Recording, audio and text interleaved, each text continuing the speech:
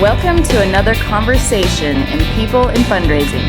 This podcast features interviews with nonprofit professionals who discuss their career journeys, lessons learned, and enthusiasm for working in fundraising. And here is your host, the founder of People in Fundraising, Tim Wilson.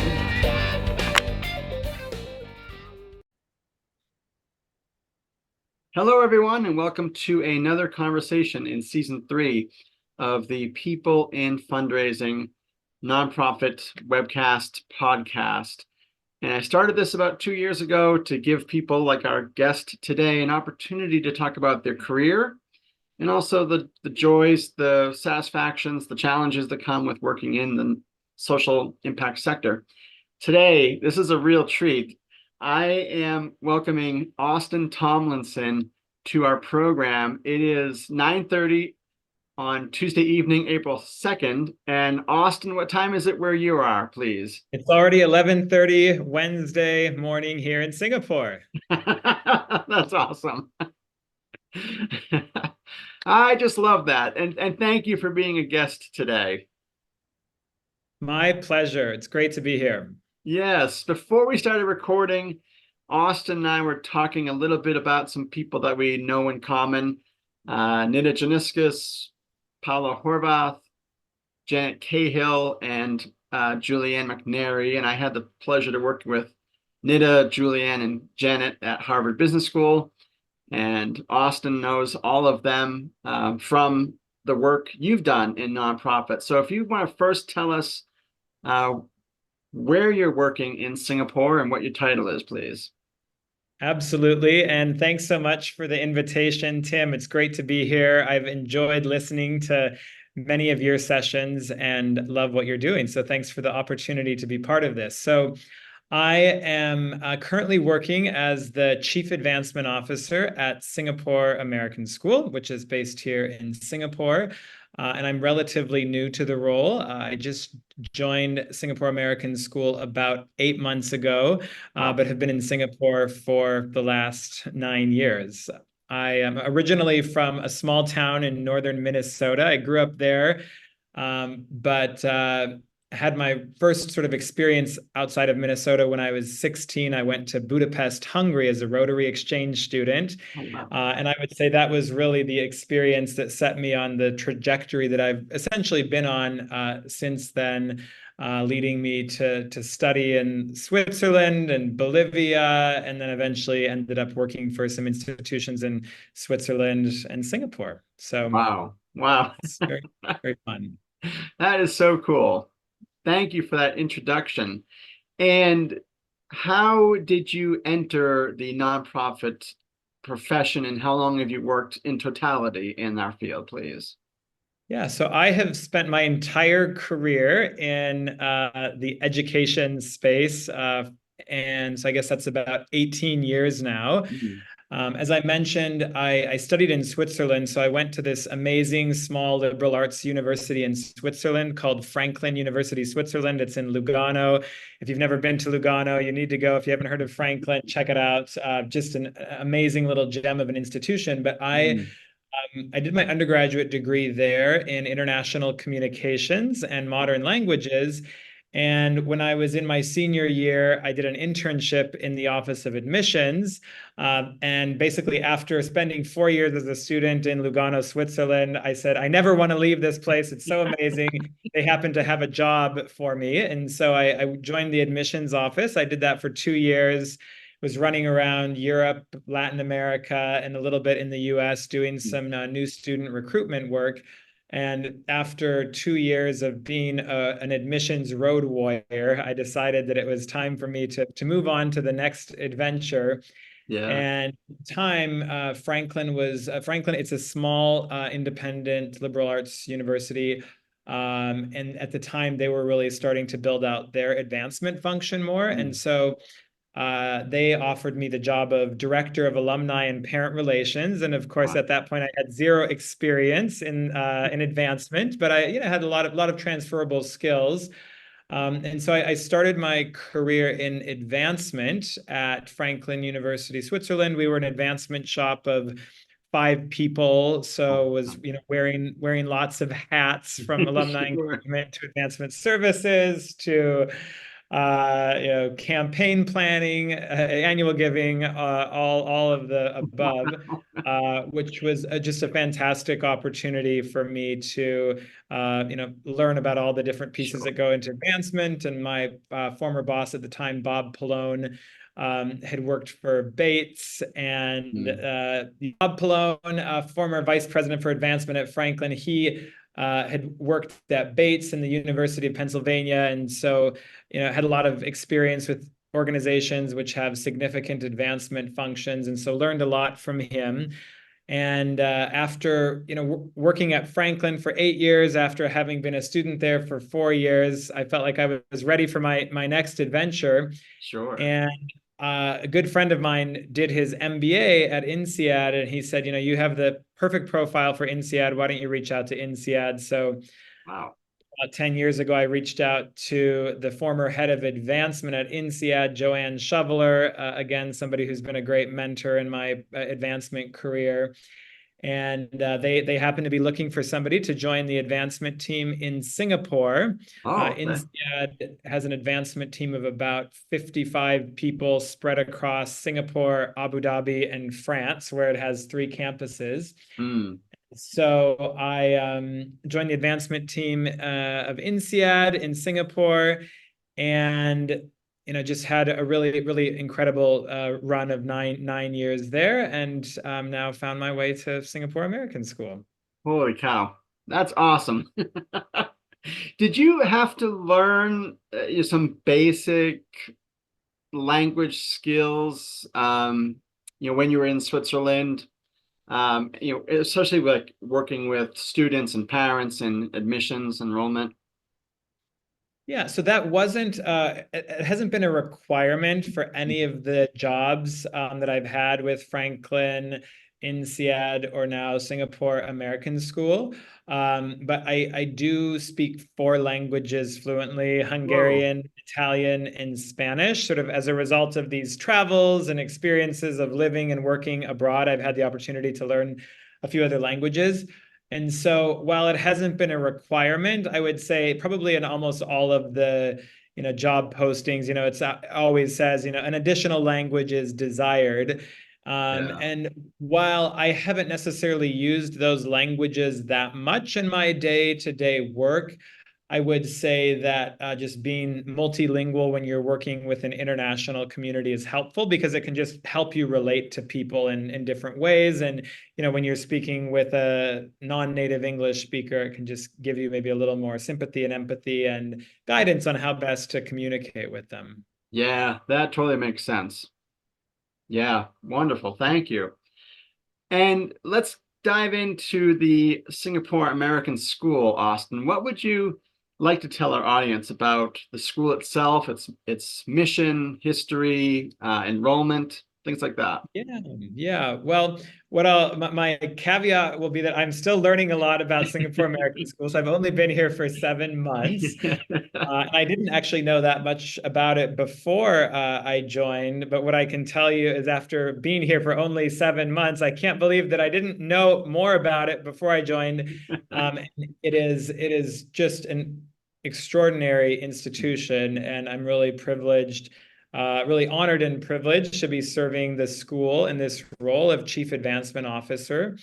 The school was set up a little more than 60 years ago. Okay.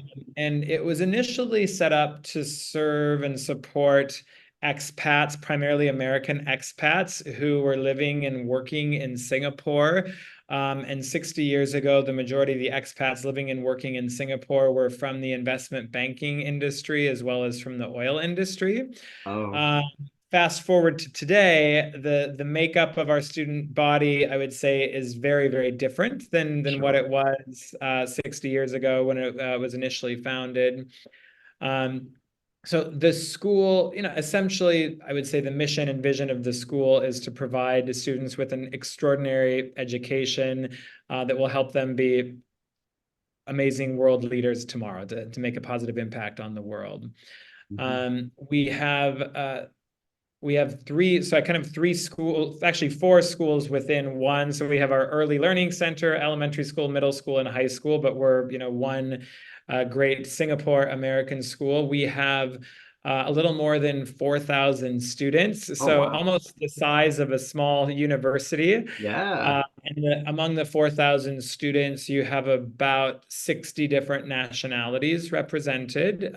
So very diverse. And if you look at a picture of our students, yeah, you'll very quickly see that it doesn't really look like an American school, but it's very much reflective of, I would say, just sort of the types of nationalities that you see very present in Singapore today. So Okay. incredibly diverse student body. And I would say that, kind of the common denominator of institutions that I've worked for has been that. So INSEAD as well, Franklin as well, very, very diverse student bodies.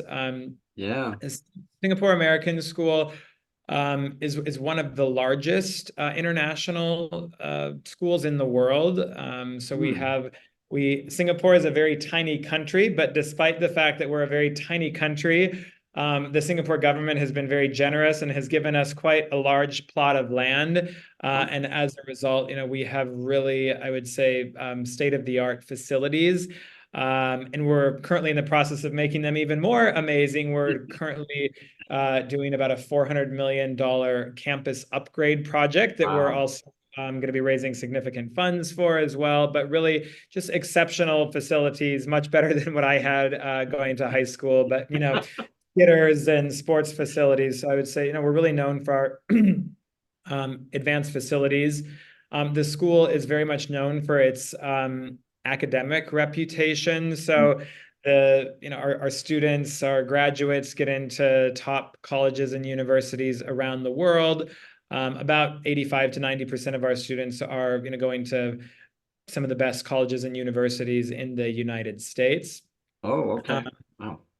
The school, I think one of the things that the school does exceptionally well is it really focuses on meeting the needs of very diverse learners. And so if you look at other sort of top schools around the world, or even here in Singapore, I think where we really, really stand out is just we are set up and staffed and resourced in a way that allows us to meet a very broad spectrum of learning needs. And so, I think it's the school is very, much committed to a very strong diversity, equity, and inclusion agenda. And I think, it's much more than just a statement on our webpage, but we're really, really walking it out in the work that we're doing here.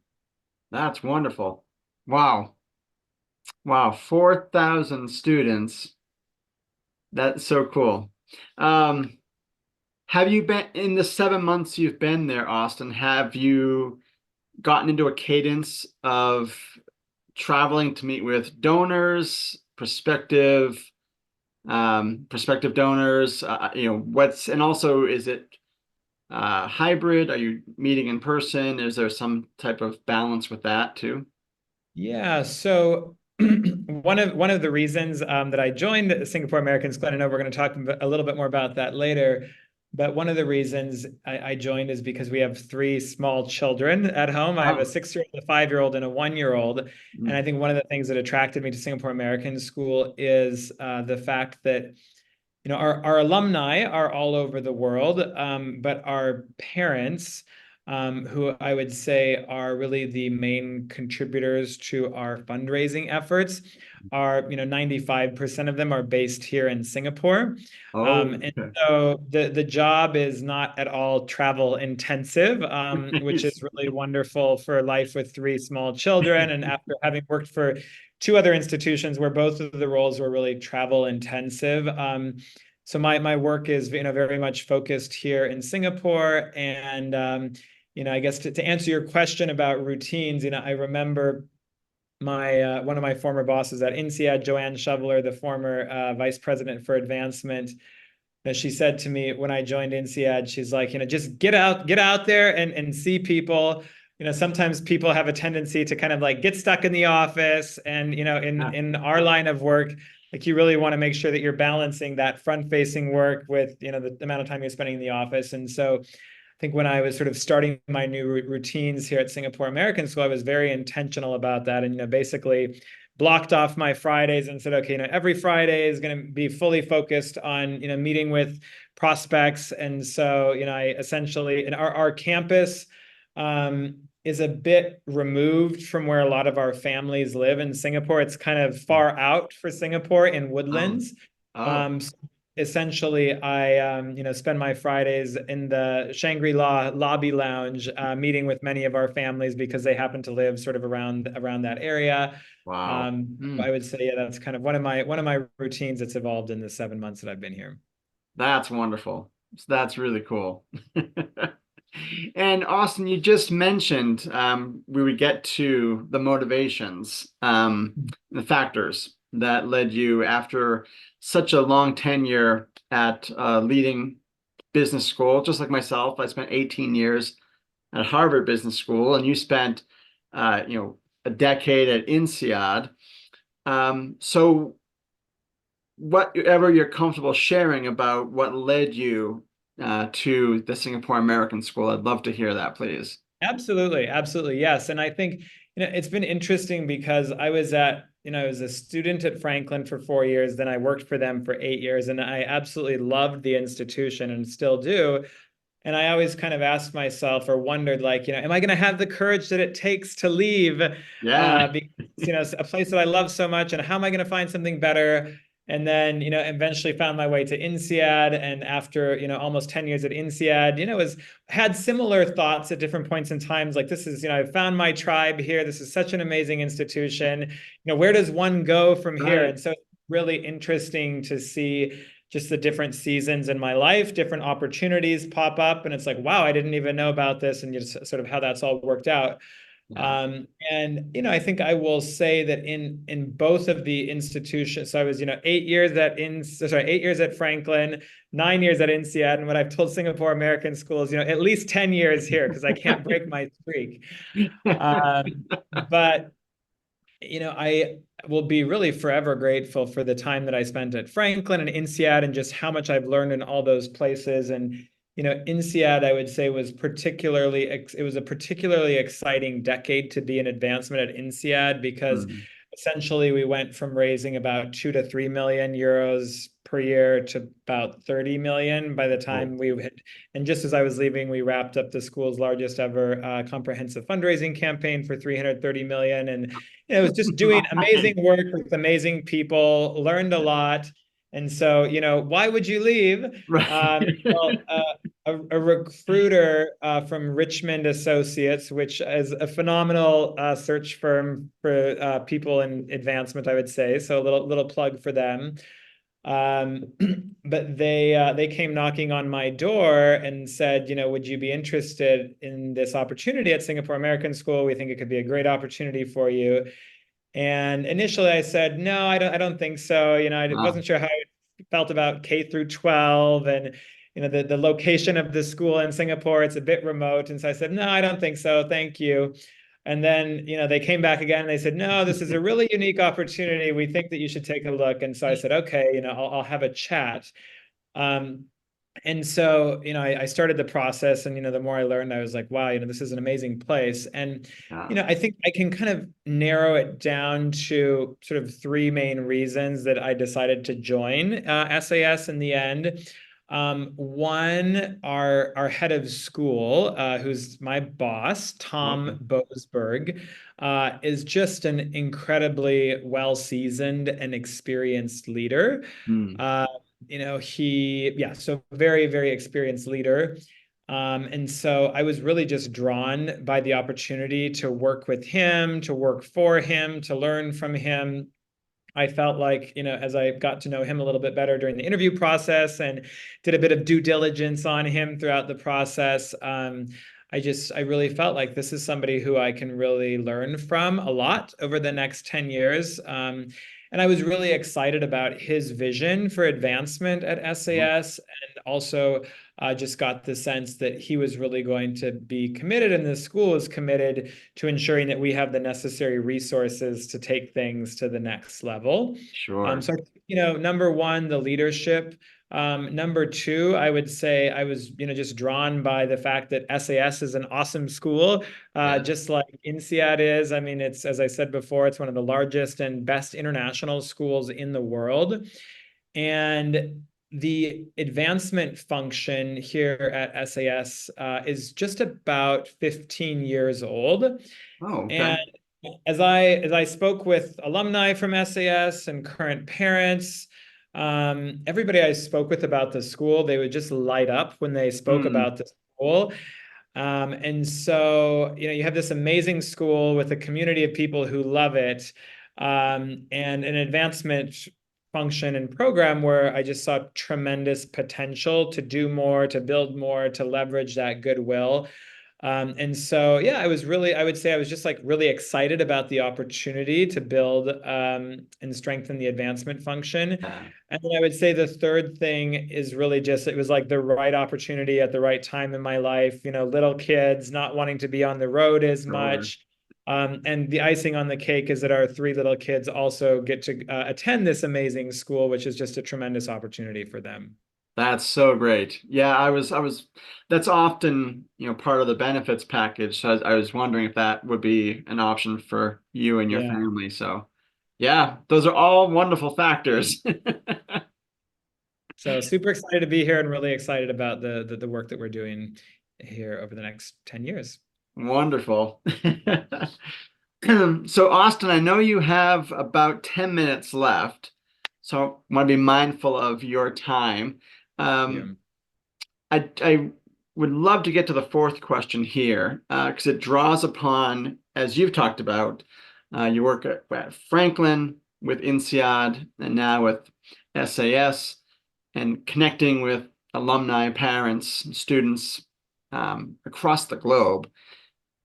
Are there significant cultural differences or viewpoints about education, or maybe advancement in the education space in particular, among the populations that you engage with? Yeah, so in preparation for this call, I was thinking about that, Tim, and it's kind of a hard question, I would say, for me. And I think one of the reasons it's a bit of a hard question for me is because I've spent my whole career in international environments and international education. And so I've only worked with international communities. And so I think I just kind of see it as the norm of constantly interacting on a daily basis with people from many different cultural backgrounds. And so I think sometimes I don't even pick up on the difference. I'm just used to, you approach a person with this background this way, a person with that background that way. So yeah, I don't know how much insight I can add there. I think what I will say is, there are certainly many differences across cultures and across races. I will say that I think the work that we do in advancement is really built on trust and relationships. And I think that the kind of core practices or norms around trust building, around relationship building, I think those really hold true across cultures. And so, sometimes you may need to approach things a bit differently. But, I would say for people who maybe don't have as much experience in cross-cultural environments, I would say just go back to your truisms about relationships and how to approach people. I think that's really the heart of the matter. I would say that I think if you look at advancement work outside of North America, it tends to be much less mature than, if you look at, of course, Harvard and Yale and all these schools which have been raising money and engaging their community members for eons of years and doing it with, tremendous levels of success. So many institutions outside of the United States are really just kind of in their early days, early years. And so, I think that's, somewhat the case at INSEAD, somewhat the case at Franklin, and some definitely the case at Singapore American School. I think that the concept, well, of education in most places outside of the world, outside of the United States, is state and government, heavily state and government funded. And so I think the whole concept and understanding of private education, how it's funded, there's, I've seen at Franklin, INSEAD, and now here at Singapore American School as well. There's a lot of work to be done around just educating constituents about, how private education works and how it's funded and the role that philanthropy plays in shaping these organizations. So I think, in terms of a difference, I don't know if it's so much a cultural difference, but I think it's just like something to be very mindful of when you're working with people who are not from countries where there are really, sort of mature advancement programs. That makes sense. Yeah. Let's see, what else? I think that, just as you approach each relationship, I think it's just so important to always keep in mind just the cultural lens that they might be viewing things through and from. It's interesting because I'm just out of, I mentioned to you, I was just out of a really interesting meeting with a guy who's an expert in generative AI, and we're like talking about like, how do you use generative AI to support you more and better in your work? And he just shared with us, like, a prompt that you may want to consider using when you're using ChatGPT is a prompt like, I'm a chief advancement officer of, X background. And let's say I'm a chief advancement officer originally from the United States, lived and worked in these countries, and I'm meeting with a prospective donor who is originally from Shanghai, but who's lived in Singapore for the last 10 years. Can you suggest some talking points that would be, culturally sensitive? So kind of like giving ChatGPT like the persona, your persona, the persona you're going to be meeting with, and then getting. So I thought that was a really interesting way to think about being ChatGPT, and how it can support somebody in maybe being, more tuned into some of these cultural nuances. Or if you're sending an email, like what's the level of formality that you should be using in English or not with somebody of, X cultural background who you'll be speaking with. So I don't know, a few thoughts. That is really fascinating. I'd love to have you back on, Austin, in 10 years when you'll be celebrating a decade and the generative AI will have done its tricks. A lot to learn. Well, Austin, I want to be mindful of your time, and I don't want to go into this last question as much as it would be interesting to hear, but we're up against the clock and I want to give you time, and give time to kind of wrap up the conversation. So thank you so much. This has been a real delight to talk with you, connect with you.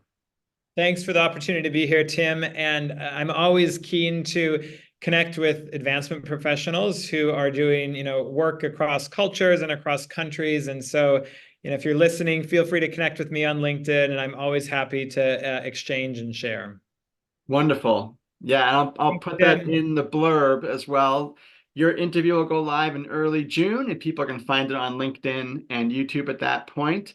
And thank you so much, Austin. Great. Thanks so much. Was that what you hoped it would be or what you needed it to be? Do you have any feedback for me?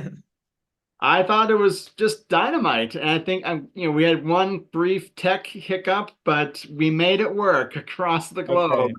And I think it was just very personable, and I could tell your enthusiasm for advancement work and impacting the lives of students for generations to come. 18 years later, I'm still loving what I'm doing, which I'm grateful for that. If I can be helpful at all, Tim, in terms of recommending other people, let me know. Just let me know like what you're looking for in terms of profile. And I know a lot of people and interesting people in advancement. So yeah, I would appreciate that. Thank you so much. No problem. All right. Well, it's great to meet you, Tim. And let's keep in touch. Keep up the great work. Thank you so much for your support, Austin. See you, Tim. Bye-bye. Bye-bye.